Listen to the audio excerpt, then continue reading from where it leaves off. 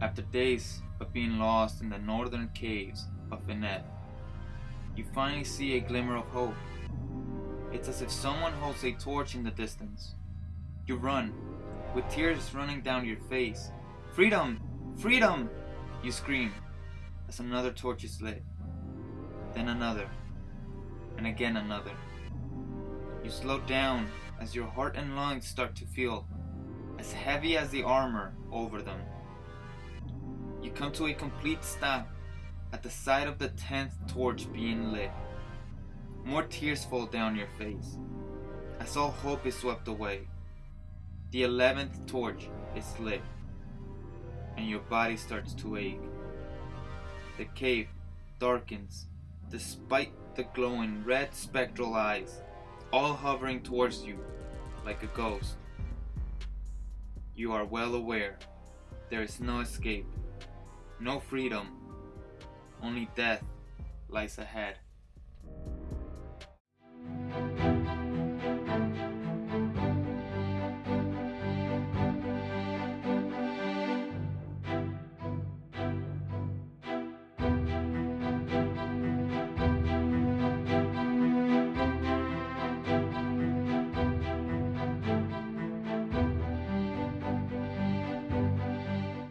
Today, we'll be crafting a Death Tyrant. Let's go crazy. Alright, let's get started. First, you will need a Halloween skull. You can find these on Amazon. You will also need air dry clay. This is actually Das. I like Das. It doesn't crack as much. And when I run out, I'm gonna test out the polyform model air. You'll need aluminum. This will help us make the piece as light as possible. You will need toothpicks, wire, craft stick, along with some beads. Most importantly, you will need crazy glue and baking soda. These are some of the tools that we'll be using for the project, but make sure you have a lighter and a marble. The first thing we are going to do is make an indentation for the eye socket. Make sure you are doing this in a well-ventilated area. I'm using the lighter to soften up the plastic. Then I'm pushing with the marble to get the shape I want. It's okay if you burn through the plastic, that's what we have the aluminum for. Apply some hot glue to the eye socket and place a small sheet of aluminum over it. Be careful not to burn yourself with the glue. We're gonna do a little bit of sculpting here, so get your clay ready, make sure it's nice and soft. I add a little bit of water right before I work on anything on mine. Make sure to continue any details on the skull and get rid of any wording or detail you don't want by covering it with clay.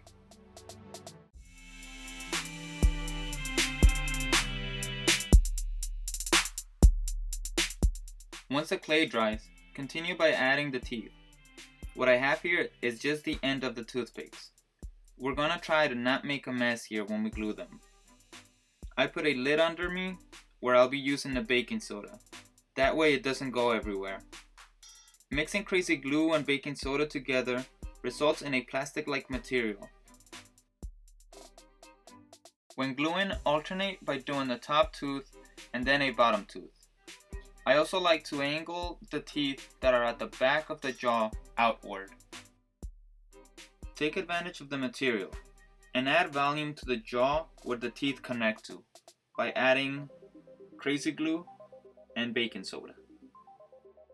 Find a very small bead to use here as the center of the eye. I'm also using crazy glue because I don't have to worry about it coming loose. Make sure the hole for the bead is facing straight forward. Now, the Death Tyrant's 10 spectral eyes that hover over its body. We will be using wire to give the illusion that the small beads are floating. I have already cut 10 pieces of wire about 2 inches long each. Bend the wires to give them some kind of angle. We're gonna be putting a little bit of crazy glue on the wire and putting a small bead on it. Add a little bit of baking soda. Repeat the process until the bead has completely bonded to the wire. Sprinkle it like some magic dust. Let's poke some holes to where the wires will connect. We actually want to get some wires into the skull. This way, when we glue them, they will have more support. Feel around for soft spots. The holes shouldn't be that hard to make. Don't hurt yourself.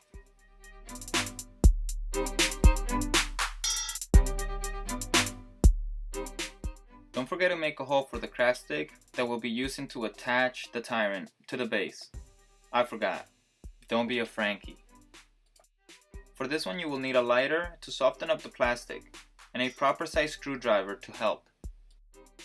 Let's start sprinkling some of that magic dust on the wires to get those eyes floating. We are using the same technique we use for the teeth. You want a lot of buildup of plastic here. The more the better. The more support, the better, obviously. So don't worry about it looking bad or anything, and honestly, at the end of the day they just might look like horns, so it works out in the end. If you plan to change the direction the eyes are looking in, make sure you hold the wire with some pliers so that you don't accidentally break them off. We're gonna skewer the Tyrant with the craft stick. Cut the stick about 2 inches or more. You don't want it to be too long, unless you plan to add some weight to the base. And lastly, add more magic dust, just to secure it.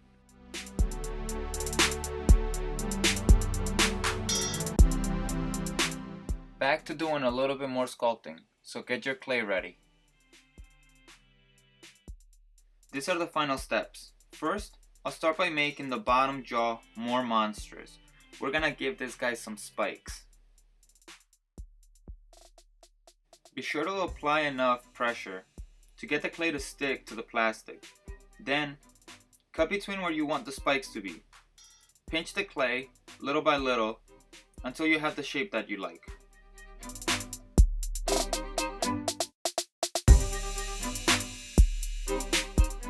Make sure to add as much detail as possible to the clay while it's still soft.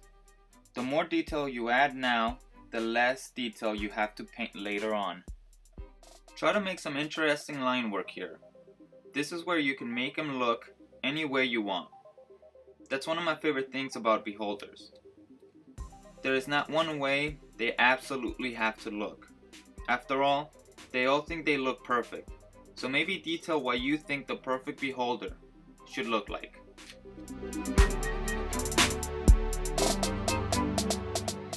And by the way, I'm sorry about the mess in the background, but I'm the type of person that likes to keep all their materials in the background, just in case I see something and I think, oh, I might want to add it somewhere.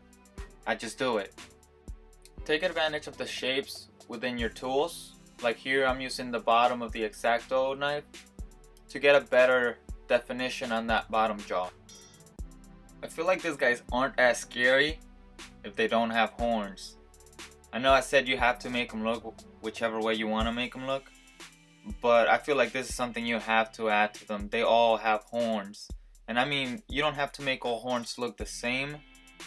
You can get very clever on your horn design here. As you see on the next videos, I'll have some of the beholders there have horns, but they're not gonna be the same style. They're not gonna look remotely the same. And I feel it's like something small you can get very clever on.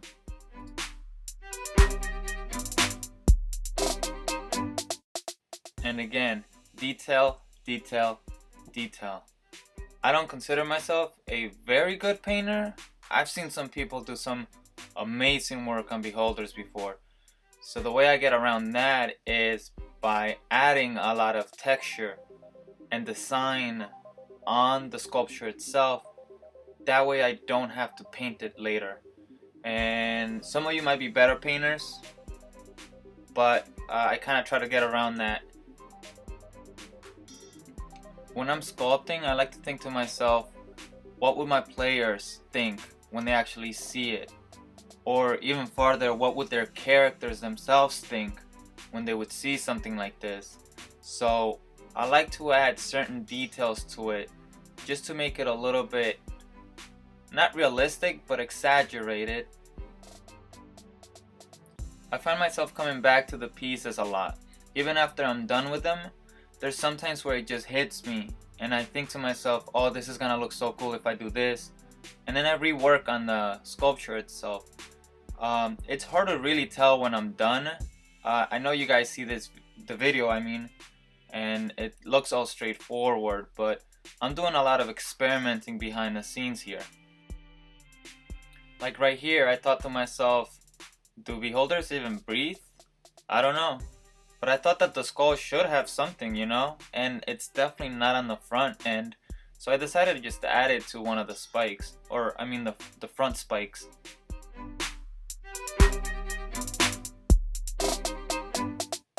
Right here I'm scratching at the spikes. Just to have some orientation on the detail. When you paint it, you'll notice how it'll actually look like it's coming out of the skull. We're almost done here, guys. I'm just looking over the piece, make sure I didn't get rid of any of the detail that I added when I was handling the piece. And we'll be ready to base coat this in a second. Okay, is this looking cool or what? We're finally at the stage of base coating. Make sure your Death Tyrant is completely dry. I like to use Blackmagic Crafts Mod Podge base coat for just about everything. It's a mixture between Mod Podge and regular black acrylic paint. It adds a great deal of protection to your craft.